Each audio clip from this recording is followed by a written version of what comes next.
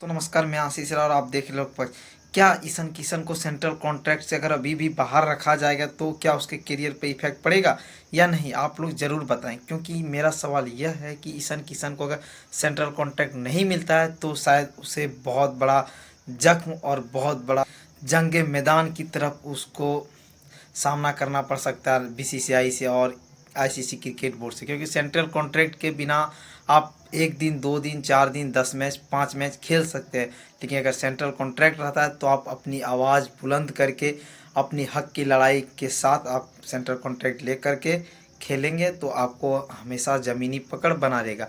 इसलिए क्या ईशन किशन को इतना जल्दी मिल जाए सेंट्रल कॉन्ट्रैक्ट, ये बहुत ही अच्छा रहेगा। क्योंकि वह एक प्रतिभाशाली व्यक्ति है और बहुत परिश्रमी है।